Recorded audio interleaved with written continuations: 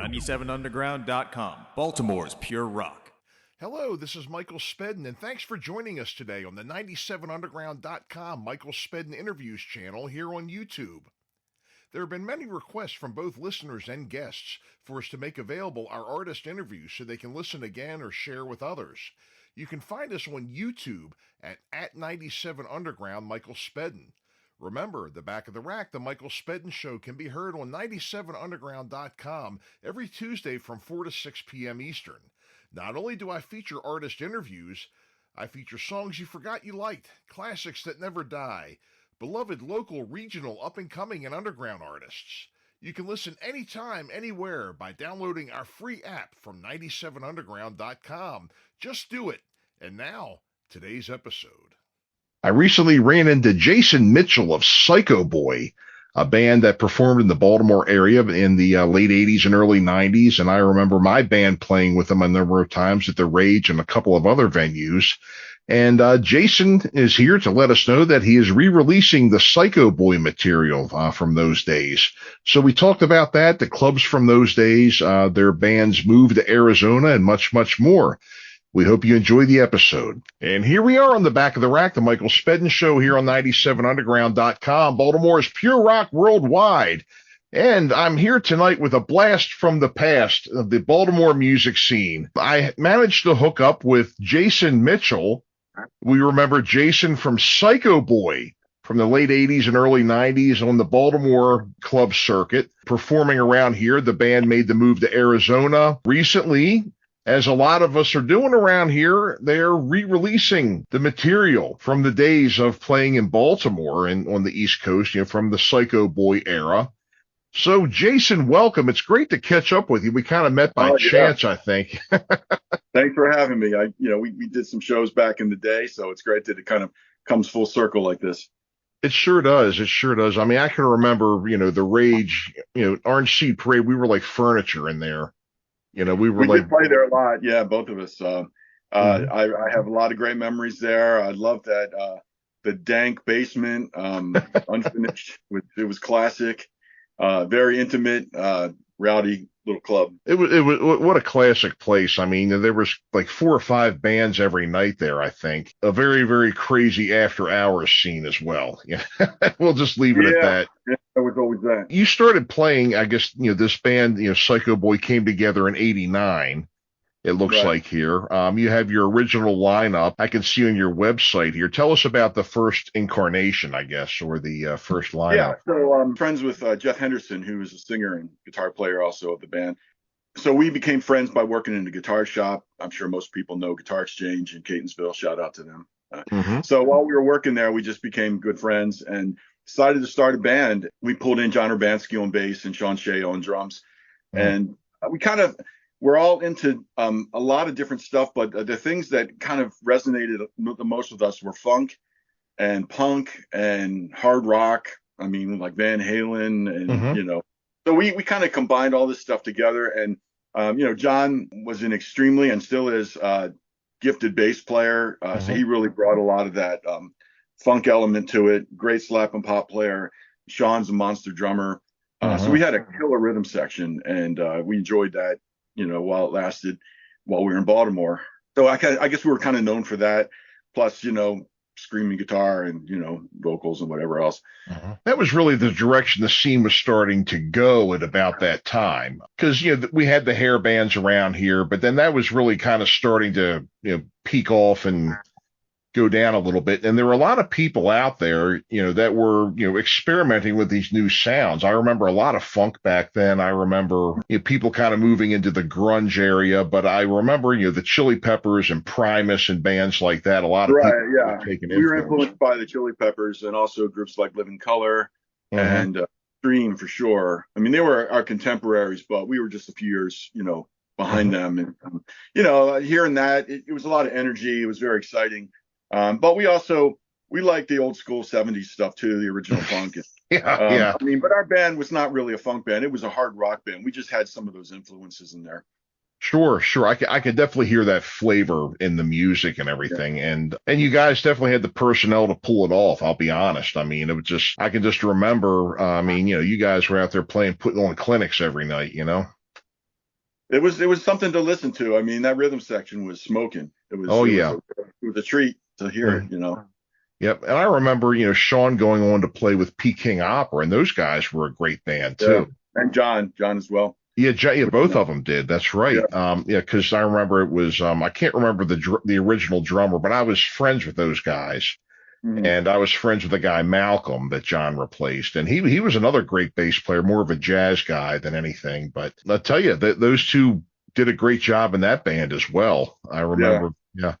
Well, any band that's got those guys in it's doing all right. Oh yeah, I would definitely say. And so the Rage, I know you were playing, the Rage quite a bit like us. Where else did you perform? We played at all the usual haunts, places like Grog and Tankard. Oh yeah. And we played Hammerjacks. I think we played Network. Mm-hmm. Maybe Maxwell's. I'm not quite sure. It's been so long. Some of them are getting a little fuzzy, but it is. All the places that were around back in that time, we played there until we felt like we didn't really see the road going anywhere for us while we were in Baltimore, even though other groups had certainly made it out of there. So we had an opportunity to move out to Arizona and kind of live pretty cheap. And we kind of looked at it as a stepping stone to LA. So we went and played. We played the Phoenix circuit for a couple years. We lived there. We wrote, recorded, did all the usual stuff. Went out to LA a few times. Basically broke up. After a couple years up there. It's a shame. It really is when those things happen. It's like you kind of look back, especially at the situation. Sometimes when you have like an older mindset and older eyes, we could have gotten through that. Sometimes it happens. Well, yeah, you get older, you have more appreciation for how hard it is to have a band and keep it together. So you're not maybe so quick to get upset about little things that could probably be worked out. But, it's no sense second guessing it at this point, and, I still love all those guys. Oh, sure. Yeah. Done their own thing in all the years. And we actually moved out to Arizona with two other guys in the rhythm section because John and Sean did not make that move with us. Mm-hmm. So the sound of the band changed a lot. More towards, I don't want to say pop as much as it was just more song oriented and not kind of take no prisoners, funk assault that we had before. So it was more about chord changes and harmonies and, stuff like that. Right. Well, let's go ahead and spin one of your songs. Bad Situation was one of the ones that you sent me. Do you want to tell us anything about that song before we roll it? So, this is an example of, and we still had the funk influence going on. And this was something that's recorded toward the end of our time. We did this in 93. And at that point, my little brother, Seth, had joined the band.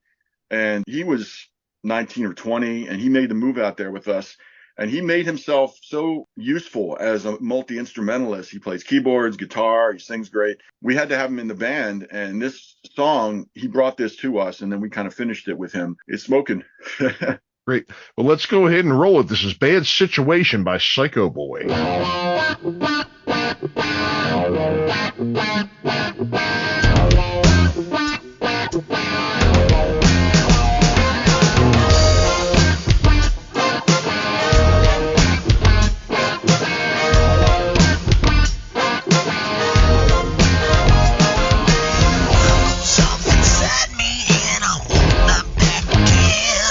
Into the mirror, she got cool right home in the stand. See the light.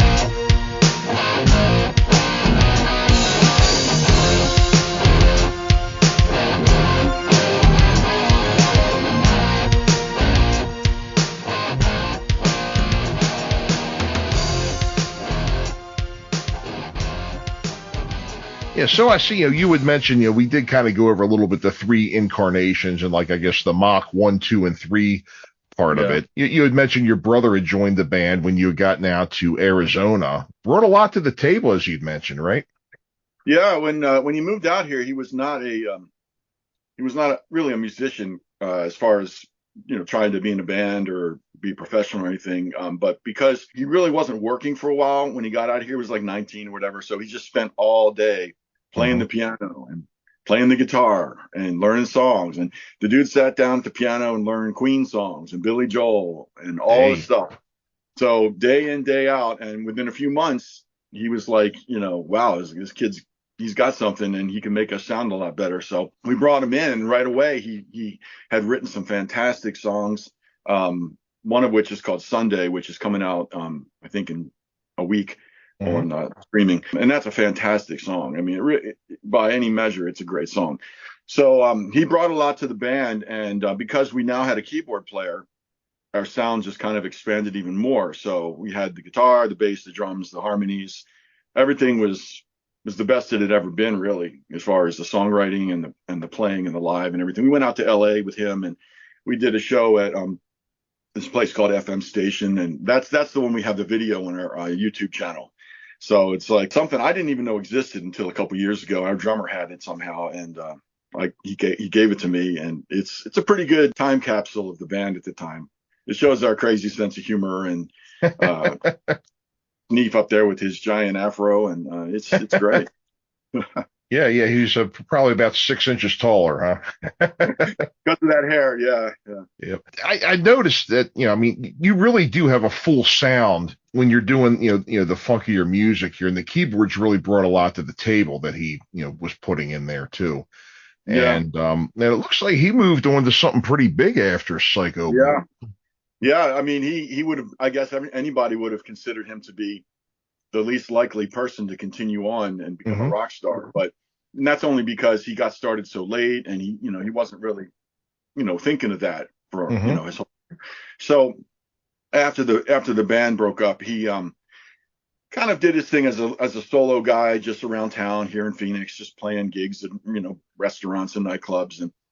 And then a friend of ours, shout out to Chris Gebhardt, was Michael Schenker's guitar tech. He moved out here too. So he would work for Michael Schenker as his guitar tech. And when they were putting a tour together, they needed a utility guy to do all the UFO stuff and the Michael Schenker group stuff. He had to play guitar and keyboards and sing. So there's not many people that do that, really. I mean, it's a tough thing. So he was that guy here in town that was available. So he went over to Japan and Europe, and they played in the States too. So for 2 years, he was in the group, and he did a couple albums, and it's on YouTube. There's a live concert. That's awesome. That's, I mean, Michael Schenker. I mean, that's he was top my line. guitar hero when I was a kid, man. Let me tell you, I learned all those solos. Oh yeah. Way into UFO, and so it was really fantastic that he got that opportunity. A great step up, and a real testament to his dedication. I mean, with you telling me about how he was just, really dedicating the time to learn things inside and out, and really build up his chops and everything. I mean, that's quite an accomplishment for, I guess he probably hadn't been playing that long either. Well, he had been playing most of his life, because when I started playing when I was a kid, he's 4 years younger than me. So he's always playing guitar at least. And then we had a crappy old piano at home, and he would plink around on that and get it together. But he was totally self-taught. He never got into the discipline part of it until he moved out here. Oh, okay. I misunderstood. Yeah. Right. He had the time, and he had the desire to make himself really get to that next level. So he wasn't just, an amateur messing around anymore. Now he was a pro. Oh, okay. I misunderstood kind of what you were saying about that. No, he didn't start from scratch when he got out here, but right. It accelerated him. Yeah, I mean, that's just a tremendous accomplishment, So let's go ahead and roll another song, Mondo Connie. Tell us a little bit about this one. Okay, so this song was like one of the first things I did after we moved out to Arizona. I remember, I think we went out to like a video store or something back when that was a thing, and they had these crazy videos of like life around the world, like how people live and do things that we consider to be strange or even grotesque or whatever you want to call it. So the Mondo Cane series was like the first stuff that came out in the mid 60s, and it kind of showed, people living in different countries and their habits and their customs and things. And then they came out with other things like Mondo Magic, which is like more extreme. There's a lot of like sex and blood and stuff involved in it, and it's not, for the faint of heart. So I got really fascinated with those movies and by extension what they were showing about the world. So that's why I wrote the song.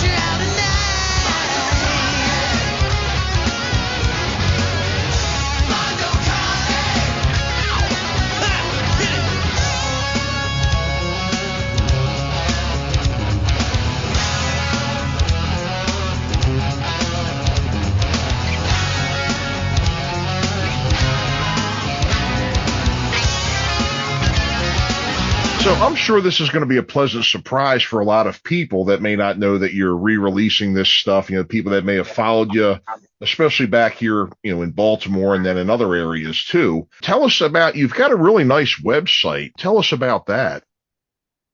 Yeah, I've been hearing from a lot of people. It's been great. When I first started with the idea of putting the music out, it was because, like I said, I'm still very active making music and putting it out with my other band.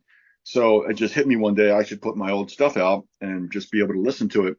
And then it's just one thing after another. These days, if you have music online, you kind of need, social media to go along with it. So there's Facebook, and we had a website, Instagram, YouTube, the video to go on YouTube. And so I've kind of put all that stuff together just to complement the music, because I feel like it kind of needs that to help, kind of surround it with backstory and extra information. So our website is psychoboy8993.com. Those are the years that we were together. Sure, that makes sense. Yeah. So yeah, we got all kinds of stuff in there. We got the songs as well as on streaming services.